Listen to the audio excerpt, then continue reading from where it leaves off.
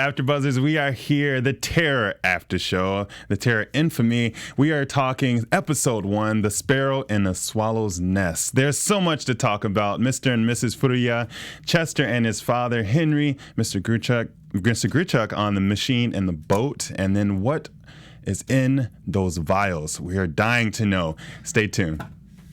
You're tuned in to AfterBuzz TV, the ESPN of TV talk. Now, let the buzz begin. Hey! Oh, I feel this beat. You're feeling the beat? It's so appropriate for the show, right? Yeah, it's too happy, guys. Right, we're going to have to dim this down a little bit. Terror music. Right, what's up, everybody? AfterBuzzers, welcome. The Terror After Show. It has returned with a new story and new characters. Oh my God. This episode was a lot. It was a lot. Mm-hmm. But before we get into that, I would love to introduce myself. I'm your boy, Danny Royce, and this is our awesome panel. Go ahead and introduce yourself. Ladies first, please. Hi, thank you. Hi, I'm Anais Lucia. I'm on a bunch of other after shows, and I'm a really big fan of Japanese films, so I was really excited to watch this show. Yes. Yeah. Hi, everyone. My name is Benjamin Schnau. Also doing the Bring the Funny show every Tuesday, 9 p.m. And honestly, guys, I was terrified. You were terrified? I mean, the first scene, come on. Yeah. I know. It really I was jumped like, in there. why would you do that? It really, yeah, I was cringing the whole time. That's like what I do when I hear like songs that I hate. Like, I want to do that. So I can kind of relate. But you're still alive. Oh, yeah, no, you don't go that far. Okay. Don't go that far, right? Yeah. So I want to start off by because last season was amazing. Okay, it was about the whole expedition, lost expedition, the mystic, and I love that what they're doing with this show as far as bringing folklore to life and also bringing it to like real events. So now we have World War II, and then we have Pearl Harbor and all that stuff going on. What were your expectations, Anais, before you started watching this show? Well, that it was going to be scary, and it definitely was. Like, the first scene already, I was just like, cringing or whatever. Yeah. And I did read about, how they were going to incorporate, like, a Japanese folklore with, this real-life event. So I was excited to see how it was going to happen, and so far it's been pretty good. Nice. Yeah, me too. I mean, I read the synopsis before, to be honest. Sometimes I do that to get an idea. Right. And that's exactly what I like too. I really wanted to see the history, the real history, right? How people live, how the Japanese lived with the Americans back in the days in 1941. Yes. But then on top of that, having this kind of like mysterious, terrifying spirit around this area makes it very exciting to watch because it's like a real story with kind of a fictionary touch to it. Exactly. So I like that. Did you like the overall first episode? You have an overall... I was like, damn. Really into it? That was crazy. I mean, we all know Pearl Harbor, right? Oh, yes. And at the end, also ending that with the first episode was really nice to see, too. Mm-hmm. But I was really impressed also by the acting, to be honest. I feel like the cast is very well done. I mean, like the main guy, Chester, for example, did an amazing job, I feel. Derek Camille. Right. Shout out to him. Shout out to you. He's actually a stand-up comedian. No. Oh, really? Yeah. Really? Oh, my God. Props. We want you on that show. He can be dramatic, too. Yeah, I know. You can do both. No, I really like that. And I really liked, obviously the parents have kind of a Japanese accent, obviously, right? And he sounds American because he was born. So I think they did a very good job with that. Yeah, I did read that they try to keep it, authentic by trying to cast just, Japanese. Exactly. And I feel like that's what you should do. Oh, for sure. And the coloring is crazy. The coloring is really nice. It's beautiful. It's really, overall, I was really impressed, and I enjoyed the first episode, and I'm waiting for more. But we're gonna start off with the first, right out the bat. Okay, the Terror is known for this, just throwing you right in there. So she sticks it in her ear. What were you thinking when that happened, Anais? She has mental issues. Yeah, it's like, okay, we're getting started. It's just right off the bat. I kind of like that. It just kind of just kind of threw us in there. It just threw us right in there. Yeah, it's like, okay, cool. All right. It was insane. And then we have the whole thing with her and her husband that we find out that he was beating her. Yeah. And so the vials, we also got that little hint in the beginning. Yeah. I just want to ask you, what do you think is in those vials?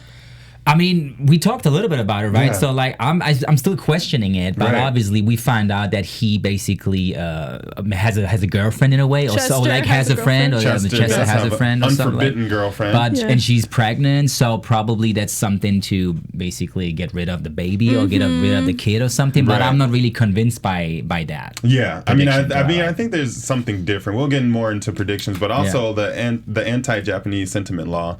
I think that's a big thing that's going on right now. I mean, obviously, but that's what questions this whole type of union of what happened, and that's why his father, Henry, is so against it. Yeah, because this is technically against the law, what they're doing. Yeah, exactly. And so I find that the Mr. Putea, with how he was taking the loss of his wife, and when he called Chester a coward, when he gave him those vials. That's mysterious, right? I mean, why would you say that to the photographer right now? I mean, they know each other, obviously. It's kind of a community. They know each other, I get it, but why would you say that to this guy? So that means... I think, he's angry, understandably, because his wife killed herself, and then I think he's just taking out on him, and, he probably thinks he's a coward for, like, killing a baby. I feel like because there is a dialogue when they basically say something for what you guys did. You did something. I definitely feel that Chester did something that we don't know about yet, which basically kind of is the reason that she killed herself in a way. Yeah. That's what I believe. I really do believe that it's something more than this baby. For sure. Because I'm like, for sure. Let us know what you guys think in the comments. Yeah, please do. Please do. I feel like he's like, because then Yuko at some point, like further down the first episode, she's also saying that he lives in these two worlds, right? Yes. So maybe it seems like that he has two personalities in one body, for example. He's the kind of nice guy, wants to make it all right, but maybe he has also an evil side. Right. Well, so he's a Gemini. This is like really interesting because of the different interpretations, because I understood it more as like, he has a Japanese like background family, obviously, but he's living in America. So those could be the two worlds that he's like conflicted. That are colliding. Yeah, his dad wants him to kind of be like more, just stick with, traditional Japanese like culture. And he's like, well, I live here, So. Right. And so, I mean, that's a very good point as well. And I mean, in the Asian culture, family is like number one. And it's also something that the grandfather lives in your house until they die, like pretty much, So I think him really, Chester wanting to fly, wanting to be himself. Yeah, this is also causing turmoil in the family. And that's something that many of us in America can relate to. Who were born here, but our parents were born somewhere else. Right. Yeah. So I mean, what's also interesting is, and the dad Henry says that a couple of times. Yeah, we're not in Japan anymore. Yes. We're in the US right now. But he's always talking about their heritage and where they're coming from. And something was always following them in Japan already. And now they came over to America back in the days, but it's still around. Right. And I'm still asking myself, okay, what do you mean by that? So something was already in Japan for you guys as a family. And now this whatever spirit just followed you, your family, because Henry's talking about that the whole time. And that's what I like about the script writing, by the way. Yes, they give you just little hints, but you don't really like what. I love that. Actually. You're right. They'll unveil a lot later. And so I want to talk about Mr. Putea. And getting blind. Seeing. Did you believe that was Yoko, right? Yeah, I believe that. Right. I think so too. So he saw Yoko just passing by out of nowhere, and he was forced to stare at the sun. Yeah, I thought that was crazy. Yeah. I saw it as like a punishment for like looking at another woman. Like, don't not look. You're like, your wife just died. Why are you checking out another woman? Men don't do that. Blind. We men don't. Know what you're talking about. No. Ladies, men don't do that. No idea what you're talking about. We love you all. We don't do that. Here's why we didn't even think about that. His wife is like haunting him through Yuko, like, hey, I saw you checking out her. You're still supposed to mourn me. I'm gonna make you blind. At first, I thought that was his wife. Like, just he was seeing her. Yeah. And then I was like, oh, okay, that's Yuko. Yeah, I mean, at first, he was beating his wife up, obviously. Right. So everyone talks about it. So I feel like it's this kind of like, how do you say, like, he has to have that right now. He has to become blind, or anything bad has to happen to him because he was so bad to his karma? wife. Right, it's karma. It's kind of her karma. Yeah, and that's how I think that has understood. a lot to do with the spirits. And Also, so I want to get into Chester and Henry's dynamic there, because it's very, we see it throughout the whole episode. They're constantly butting heads. Right. So Chester obviously wants to take flight and do his own thing. He went to LA. He got a girl pregnant. Wants to be a photographer. Right. He wants to be a photographer. Which is, I'm assuming it happened a lot that time. In that time, the people who are immigrants or first generation born here, they want to do all these things, and the family said no. And I think just a lot, like parents in general, like they look down at like any creative, exactly. Like, I think I can relate. A lot of you guys can probably relate. Like, really, what are you doing here? Why did you move to LA? Teacher, Get a real job. So he has a lot of these expectations for Chester, and Chester's like, no. So what do you guys feel about Ben? What do you feel about that dynamic, and how do you see that progressing throughout the episode? Yeah, I feel like, the dad Henry's very traditional, right? Yes. I can tell, obviously, but I think like that he wants to have his son the way how he was kind of raised. I think he wants to keep that tradition also with his son. Right. So, but I think his son is definitely, obviously, also more Americanized, right? His son's American. He has like an American culture by himself, obviously. But I think it's kind of a power thing that they have with each other, right? I think we have that one scene where they're sitting at the table, and Chester says to Henry, be a man. Right. Yeah. And I was like, oh, wow. That was rough. If you say that to your dad, you know what's going to come back, right? Some of us would have gotten beat. I know. But I expected the response. Yes. But then on the other hand, you have to say that Chester is also kind of strong in certain moments, because what he does is he goes back to this Mr. Richard and just get the car back. And his dad wasn't strong enough to do the same thing, right? He just let it go. He just let it go. So in some situations, I feel like Chester is stronger as his dad. But on the other hand, his dad will never really commit that. You know what I mean? It will never really like. Even though his dad is very hard on him sometimes, like I can tell like he does care. He does it out of love, but he like just is more just like not as emotional. Doesn't show his emotions. He's just harsh, but yeah, like so like you kind of in a way like are like, at least me, I'm like, oh, it's like you kind of get frustrated with him, but then it's like I can kind of see like where he's coming from in a way, but he's just like maybe going about it the wrong way. A lot of parents are kind of like that. I think he wants to be strong for his family. He does. I can tell. So I think he doesn't really want to do anything wrong. He has like the perfect idea of what he wants to do. Like you said, it's just his execution. And also the mindset is different. Yeah. Because Chester, he is younger. He's finding his strength in that country. Yeah. Whereas his father's, just a transplant, an immigrant. I know. But then they talk about the 7 fish for us and 4 for the sea.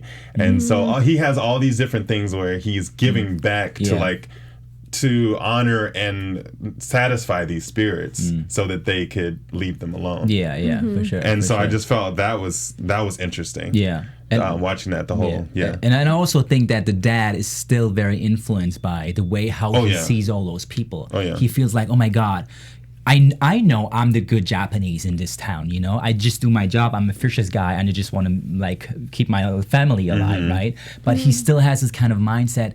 They still all think that I'm the bad Japanese, right? Because he's coming from this old traditional mindset and how he was raised and stuff like that, right?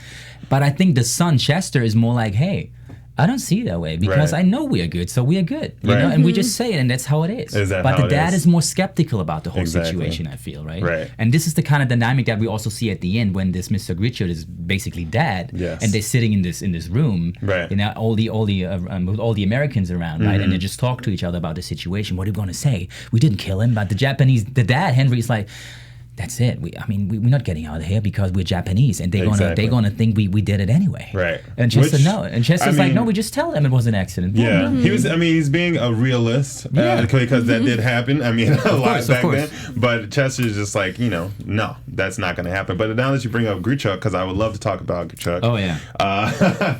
So he with the whole fish and the machine with. I mean, the spirit's just like messing with him this whole time. Right. But he's a drunk, okay? And I like how it showed the dynamics of cultures in that time. It's just so real because he just blames everything on the Japanese. He said, he feels entitled that he owes him something because he lost his job. Yeah. So what did you think about when he gave up the car, Anais, when Henry gave the car up to him? I was sad. I was just like, oh dang, kind of like what, like. Exactly, Ryan. Exactly. Strong. But I mean, I just could, in the way I can kind of understand because I don't know. I think maybe like Henry kind of reminds me of my dad, so maybe that's why I'm a little bit more sympathetic. But I just wish he would have stood up to him. But then I was very happy when Chester got the car back, and I think they did a good job with like Grichuk. I didn't get the actor's name, but like we only saw him in one episode, but I felt like I kind of I got to know him like pretty well. Like it's like. I was really happy when he died. Seems like he's a simple man. Like, he's drunk, and he's just a mess. He lives by himself. He doesn't have any family. Right. He has no livelihood. He told us that. Like for that one episode, he was a pretty good villain. He was a pretty good villain, but I felt when he went into Henry's house, I was like, this is a piece of shit. Right. Yeah. I was like, really? Yeah. This guy saved your life 5 minutes ago. That's what I'm saying. Are you kidding me? By the way, thanks. I was happy that karma got him. Yeah, and now you turn it around and say you are the bad guy because I just lost my job right now. I was like, are you kidding me? This guy saved your life. Exactly. I couldn't believe it. I was like, and he threatened to turn him in as a spy, which his word would have been would have won over Henry's word. I just thought hands down. If me as a German, if I would have been in the room, I would have changed that. I was like, man, that was crazy to me. Yeah, it was totally crazy. And then he goes. So he realizes that Chester stole the car back, which great. That's a beautiful car. Why would you let that? I want that car. Come beautiful car. And so he goes to burn down their boat. Yeah. And he failed. Yeah. What did you think about that whole scene? Ben?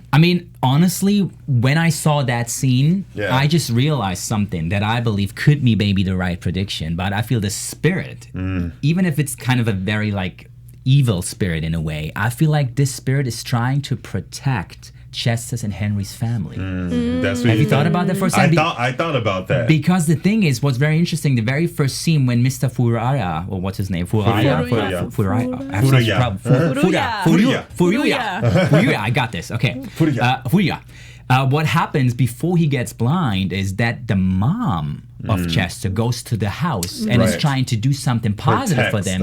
But Mr. Fuaya freaks out and wants her out of the house. Right, exactly. And I think he was basically behaving in a very bad way that the spirit had to understand or maybe tell him, you shouldn't do that again because now you're blind. Right. Something like that. I was like, all right. He did something bad to the family. Okay, I'm going to show you what's bad. And then the second thing is Mr. Grichuk wanted to do something bad against the family. Okay, let me show you what I'm going to do. Just punishing all the bad people. Pretty much. So that's how I feel about it. I definitely got that feeling. But then at the end, when towards the end, when Henry was saying how Mr. Furia got what he deserved because he was beating, I'm getting what I deserved because I did this and this. You brought shame to our family.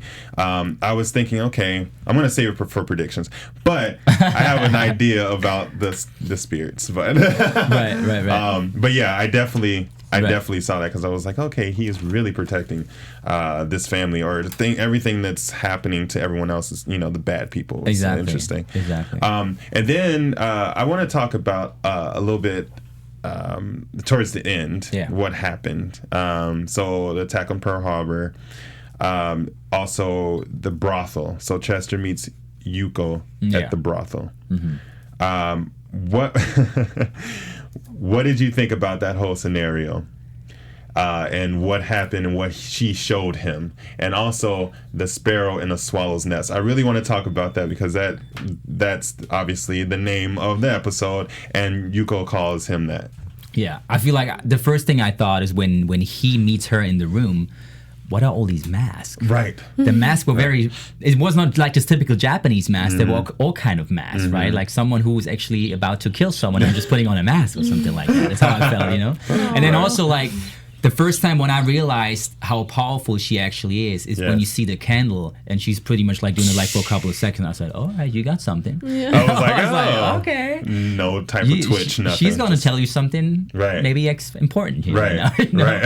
And then I think she's basically telling him what he kind of had a problem with to understand or maybe see the reality or what he should do, because then after he goes to his girlfriend to his girl, and out of a sudden he can do all these things that he wanted to do, you know? So I think he was kind of like changing his mindset a little bit in a way, right, to influence him a little bit. But we don't really see what she's doing with him, right? She's just saying something about these sparrows in a like swallow's nest. I still don't understand what that means, guys. Do you have an idea what they want to talk about? I mean, I Any looked it poets up. in the comments? Yeah, anyone want to mean? drop in the comments? Let us know. But I looked it up, and it's just so a sparrow creates its nest totally different than a swallow. Right. So. I mean, it kind of goes back to the whole like you're being two people, you're good and evil. Yeah.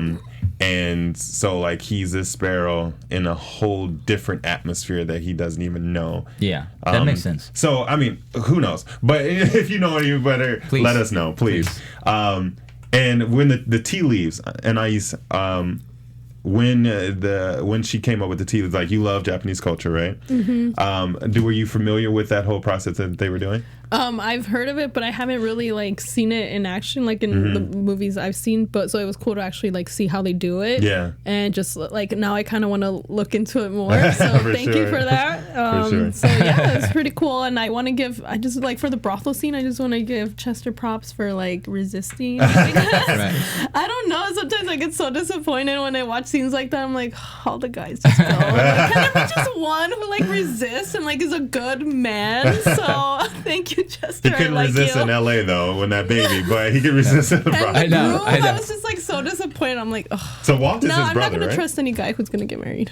Walt is his brother, correct? Chester's brother? I thought it was a friend. Or is it just a friend? Okay. I don't know. I could be wrong. Oh, the guy, but the other one? Walter's the one that was, or Walt was the one that was gonna get married. Walt was the one getting married. Yeah. Yes. That's right. Okay. So, but I also want to give a shout out to the tuna boxing guy, the old guy on the boat. Old guy, I love that George guy. Takei. Please. Played by George Takei. Yes, I love I mean, George phenomenal job. Like, there he is. Oh my God, this guy was so funny. He is amazing. I was like, what do you mean with tuna boxing? Then when he explained the story, I was like, that's so funny. I loved it, that little piece of dialogue. And I love how they brought that little, like you said, the little piece of dialogue really changes the narrative. It just adds a little lightness, a little humanity to it. I love that. That's great. And so we finish out with the attack on Pearl Harbor, and then also the separation of the families. Yeah.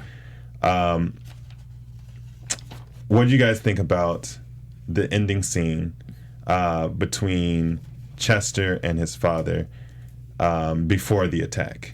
Very strong ending, by the way. Right? Yes, very great setup for the second episode, to be honest. But what I also realized is what he said at the end is very interesting, because he said something that I thought he would never say. He was like, you were born in America, so you are kind of American. Right. Now deal with that. You can't do it because they don't do anything. And I was like, interesting. Now he's coming from this traditional Japanese guy and is telling his own son, no, you were born in this country. Don't worry about that. You are more American than I am. Right. I would have never expected him to say that to his own son. Right. Yeah. So that was really mind-blowing to me, to have this dialogue at the end, or not even a dialogue, a monologue. But that was a strong ending for me, because now I'm just like, okay, what is Chester going to do now in the second episode, So I hope we get to see like a little like what Henry goes through as well, because like I kind of made me like him more, and I was a little bit I was sad though.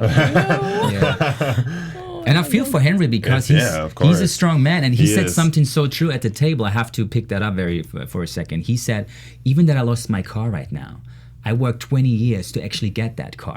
I went through all these bad times or hard times in my life. Right. And just because of that, even that I don't have my car anymore, I'm still a man. Because I went through these hard times and I earned this car. Exactly. Even that it's gone now, I'm still the man because I did that. Yeah. Right. So, And I love that. And I was like, okay, strong. so get it back. That's what so I was respect thinking. your elders. No, but I love and that. also, good. respect your elders, but also, like, if you work really hard for it, go get it. You Go deserve get it. it. Right. You deserve Yeah, I it, know. right? He gave up too quickly. I would have, for sure. like, probably run after, like, you know how hard I worked to get that freaking car? Yeah. But then, in the end of the day, he was protecting his family because, he would That's have true. been a spy, That's would have been true. called a spy, and it would have been all over from there. What do you do So- if you have this crazy guy in your house and you have your wife and your kids right next door, and you just have to decide what am I going to do? Giving the car or basically having Have to just give it up. my family at risk here right now. Exactly. So I get it. So he was the man of the house. He was pretty much the He man. was a man of the house. So we covered a lot in this episode. I would love to move on to our special segment. Yes, and have. Ta-da. Dun. Thank you, I appreciate it. No, I have something us what very you got. interesting because I thought about it. What are we going to do about this show, right? And it's also a little bit about injustice, right? So It what is. happens to people, it wasn't really their fault, but still something bad happened to them. And I did a little bit of research, guys, and I found some cases happened in the U.S. over the last decades about people who basically went to jail for really doing anything. They didn't do anything. And I have one example, and we see the picture right now of Adrian P. Thomas. And what happened to this guy is crazy, right? So it happened in 2008, September 21st. He basically, back in the day, had a 4-month-old son called Matthew Thomas, and he rushed him to hospital because he had something, he was unresponsive, right? So he couldn't really react anymore. So he got him to hospital to help his son, right? And what happened is that the investigators basically told him that he died at the end because the son died at the end based on a blunt force trauma. Which was basically the reason was that someone did something like very physical to him at the family house or something like that, right?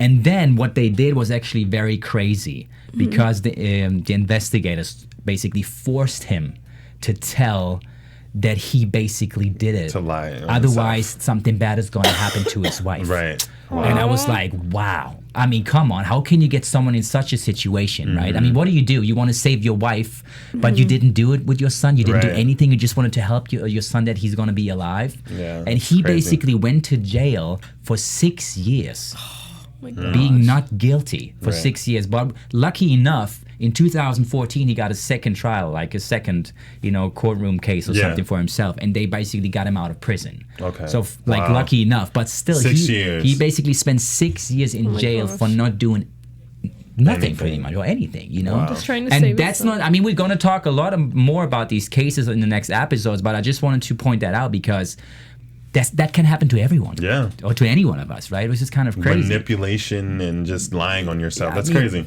You're just helping people, or you just want to help your own family and your own son, but at the end of it, you end up in jail. Yeah. Just by helping someone. 6 years is a long time. Oh my god. That's a long time. So yeah, just if you guys want to share some experience that you maybe even made in your life, right, or maybe heard of, please tell us in your comments. That would be much appreciated. Yeah, definitely drop those in the comments. And wow, That's crazy, right? that is crazy. Kind of reminds me of When They See Us. I don't know if you guys saw that, but they were forced to lie about and on each other, and they all went to jail for about 10 years. Yeah, and it's the pretty same. crazy. That's why I basically mentioned that, because we have the same with the Japanese and with Henry the dad. Of course. they're Especially in that basically time. they're not guilty for anything. They just want to live a normal life. But just because they're Japanese, Exactly. they might be guilty for something they didn't do. Right. So and I found that very interesting how the psychology works for a lot of people. Of So, course. Wow. Yeah. So we're gonna move on to news and gossip. Nice. Let's go. All right, so George Takei, who's on the show, he's also a consultant on the show because he was actually in a Japanese internment camp between the ages of 5 and 8. Wow. But when the perspective is really interesting because when he was younger, he kind of thought it was like fun.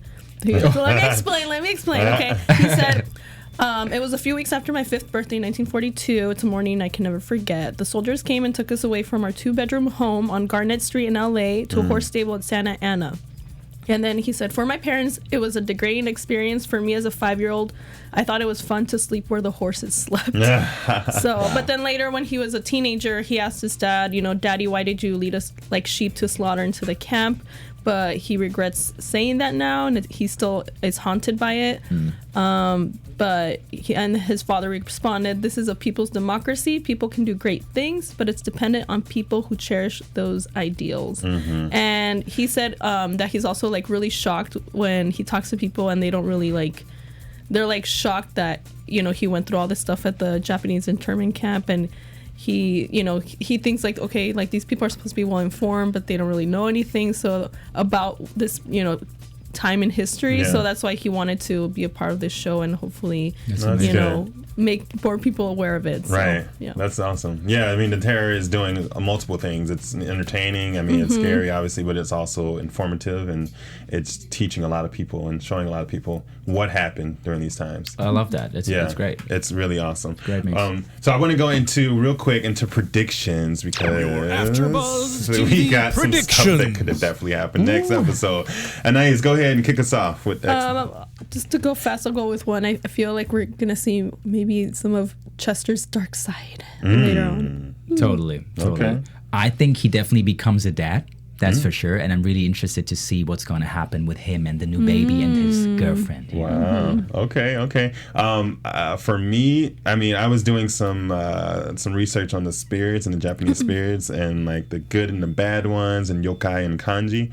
And I think that Yoku represents the bad spirit, but I believe there's also a good spirit that's protecting the family. Yeah. But I think they're two separate spirits. Oh, that's interesting. And I think we might see them collide in moving forward. Awesome. So we'll see. Yeah. We'll see. Oh my God. So much to do. So, but thank you guys so much for tuning in and watching us here on AfterBuzz TV. This is a Terror After Show. Oh my God, we're excited for next week. Anais, go ahead and tell them where to find you.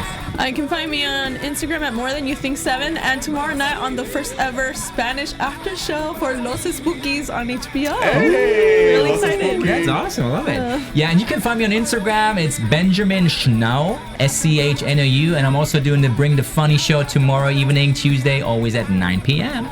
And you can find me everywhere at I Am Danny Royce. Thank you so much for tuning in. We'll see you next week here on AfterBuzz TV. Our founder, Keven Undergaro, and me, Maria Menounos, would like to thank you for tuning in to AfterBuzz TV. Remember, we're not just the first, we're the biggest in the world, and we're the only destination for all your favorite TV shows. Whatever you crave, we've got it. So go to AfterBuzzTV.com and check out our lineup. Buzz you later. The views expressed herein are those of the hosts only and do not necessarily reflect the views of AfterBuzz TV or its owners or principals.